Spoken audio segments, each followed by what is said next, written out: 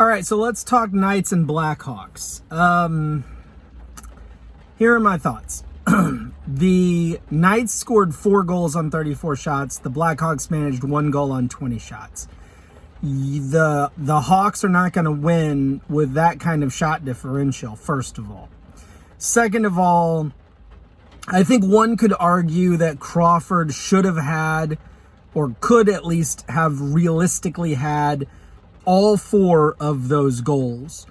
The one that Leonard allowed in was a shorthanded goal in the second, and it was roofed. It was a really great play by Saad in the Knights' zone to gain control of the puck that led to the Blackhawks' goal, 1 goal on their 20 shots, and it was shorthanded, and it was a good goal, in close, and he roofed it. And, so no fault there on Leonard. But let's talk about Crawford.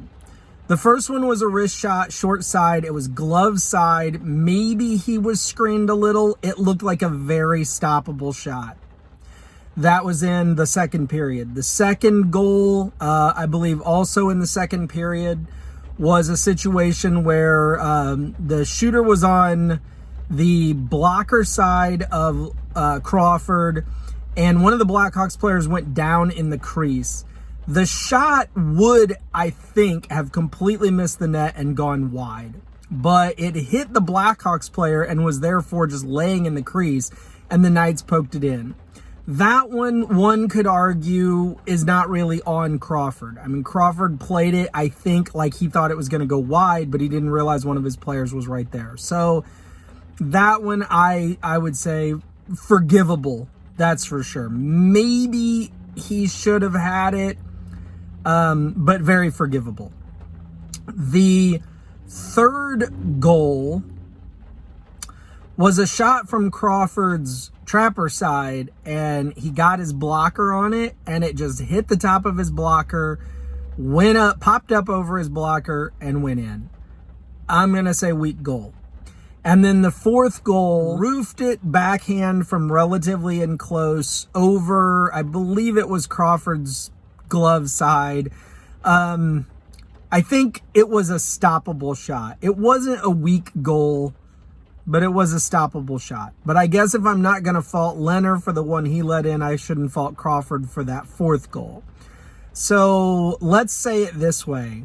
Crawford should have stopped 2 of those 4. Which still would have had, theoretically, if all other things stay equal, still would have had the Knights winning 2-1. But at least the score would look a lot closer. However, the score is more indicative of the play and of the shots. Now, Crawford did make some great saves. So I don't want to suggest that Crawford was completely incompetent, because that would not be fair. Crawford saw 34 shots and stopped 30 of them. He played pretty well. It's just that 2 of the shots that he let in were weak, and 2 of them were at least stoppable. But the Knights take a 1-0 lead in the series, and I think show, at least in that one game, why they're the number 1 seed and the Blackhawks are the 8th seed as it stands. However, I did pick the Blackhawks to win this series in 7, and I'm not backing off from that. But I will say that if things were to continue like game 1, then this thing's going to be over real fast in favor of the Knights. But I don't expect the Blackhawks to continue to play, to be outplayed to the degree that they were in this game, nor do I expect Crawford to allow 2 questionable goals in every game. So we'll see what happens, but let me know what you think. Leave me some comments. If you're a Knights fan, are you feeling really confident?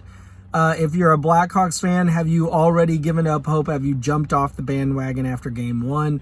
Let me know what you think. I appreciate you watching. If you have not subscribed, please do subscribe. And if you found this video useful, entertaining, informational in any way, please give it a like. Thanks again for watching, and have an awesome day. Bye now.